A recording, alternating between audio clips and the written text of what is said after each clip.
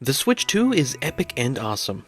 I can't believe that has turned into an unpopular opinion, yet here we are. So let's get some stuff out of the way real quick. Yes, I'm excited about the Switch 2. Yes, I like the upgraded game editions. And yes, I already know that makes me, according to certain people online, a corporate shill, apparently. Say anything remotely positive about pricing, hardware, or Switch 2 editions and you've sold your soul to Nintendo. So let's get a few things straight. Alright, let's do this one last time. Most people I've seen online tend to treat the rising game prices, or just any rising price, solely as corporate greed. Fair enough, but the reality with Nintendo is more complicated and, frankly, a bit more forgiving than it could have been. Warning, math and thinking ahead. If you take into account inflation and the increased cost of importing physical goods, the numbers tell a different story. Back in 2017, a standard $60 game would now be around $77 just from inflation alone. On top of that, certain international fees and added costs on physical goods can push the price even higher, potentially to around $115 for a single standard physical game. Digital games, of course, aren't subject to the same physical costs, it's still just the base $77. We know tariffs are involved because there is a region-locked Japanese-only Switch 2 for $330 in Japan. But Nintendo doesn't make a difference between physical or digital, which is very nice for me since I love physical. So if we average the two, a $77 digital game and a $115 physical one, we land at about $96 as a possible baseline for the current standard game price. But most games today are still priced at around $75. That's a $21 gap between the theoretical average and what we're actually paying. In other words, Nintendo is absorbing nearly 58% of the potential added cost themselves, leaving the remaining 42% for us. That's not necessarily generous, but it certainly doesn't reflect a scenario of unchecked corporate greed either. It still favors the buyer more than most realize. And I will admit, $100 Mario Kart certainly would not have been an easy thing to digest, especially from Nintendo, the leaders in the casual gamer market. So no, I don't think all of the outrage was completely without reason. When I thought Mario Kart was around $90, I was quite upset. But that was all rumors and lies. It's not some criminal price, it's just the next step in an industry-wide shift. An industry, which, may I remind you, is completely for pleasure. Buying games is a luxury. It's a hobby at most, and yes, I like to be able to afford games, but when we're talking about a product that is completely optional, a company is not going to jack up the price just cause they can get away with it, because they won't get away with it. So where did the rumor of $100 Mario Kart come from? I have no clue. But whatever the case, the drop the price and vote with your wallet campaigns have been an entertaining yet completely pointless show. Nintendo can't really lower the price anymore. Maybe some, but certainly not back down to $60, as sad as it is. But the prices were never $90. Nintendo had announced from the beginning that they would be $70 with $80 exceptions. Granted, not during the Direct. And that right there is where Nintendo messed up big time. Not being transparent during the Direct was the worst move they could have made. The backlash wouldn't have been nearly as bad if they had just included the price up front. The silence gave misinformation time to fester. But all of this is to say two things. Number one, yes, the Switch 2 is more expensive. No, it's not purely corporate greed.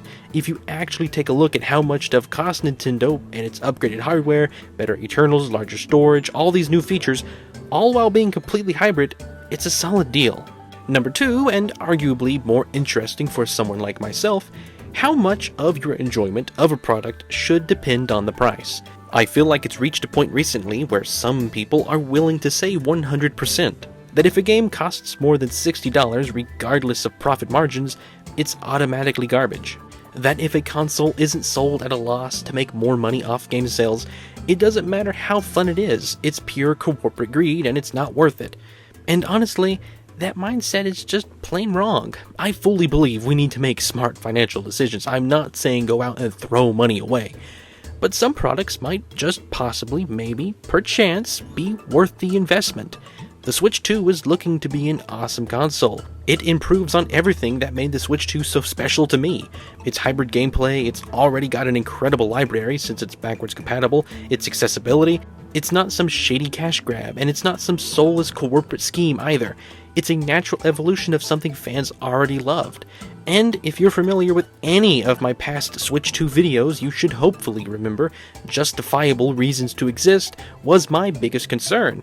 And as far as it goes, Switch 2 absolutely should exist. It adds so much.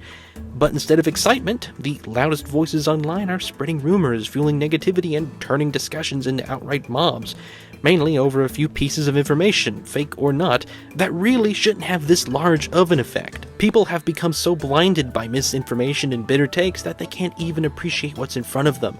I cannot express to you how hyped I am over the Tears of the Kingdom and Breath of the Wild Switch 2 editions. I am the type of person who can never tell the difference in console graphics.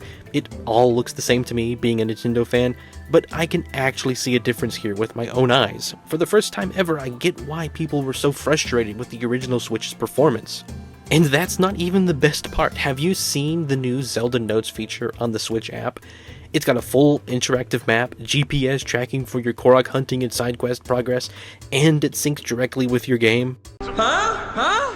Oh, come on! You gotta admit this is cool! It's basically what we've been dreaming of for so many years, and now it's just here.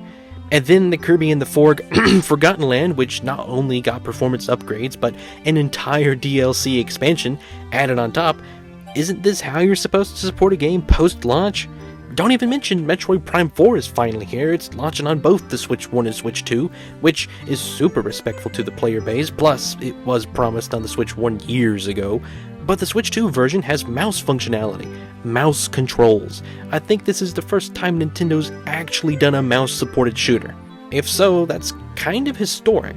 And it takes complete advantage of the Switch 2. It's not just a Switch 1 port. If anything, they've managed to somehow port a Switch 2 game to the original Switch. This could possibly become my favorite looking Nintendo game of all time. And if not, it's definitely going to be my favorite for the Switch 2.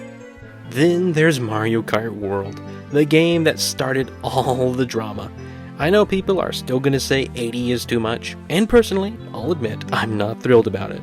I don't want prices to be this high. But Nintendo themselves have stated that it's worth 80, and frankly, I believe them. Have you even seen this game? It's open world Mario Kart with 24 players. If ever there was gonna be a game that's so high quality, it justifiably could cost 80, it'd be Mario Kart.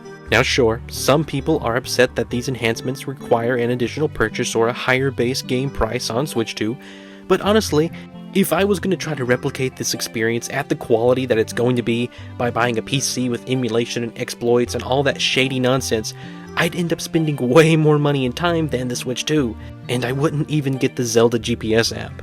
These upgraded versions are not just a lazy re-release.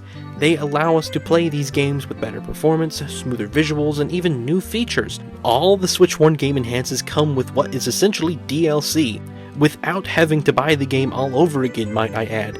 You can either buy the Switch 2 version, which comes with the upgrade together in a physical form if you'd like, or if you already have the game for Switch, you can just purchase the upgrade itself. An insanely consumer-friendly feature, and yet, somehow, that's controversial. Price really shouldn't have much of an impact. It will always have some. I like a good deal, don't get me wrong, I love browsing eBay, but when we're discussing a non-essential item that serves really no necessary purpose, and we buy it solely for the luxury of having it, I think it's fair to judge our enjoyment of a product purely out of itself and not in relation to anything else.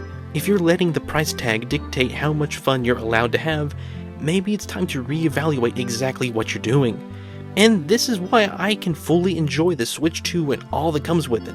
I get it, no one likes paying more, I don't want these prices to be this high, but we've got to stop pretending that price is the only metric for quality. If you're obsessed with the idea that value equals low price, you're going to miss out on a lot of amazing experiences. And if that's an unpopular opinion, then I don't know. Please, let me know your thoughts on all of this.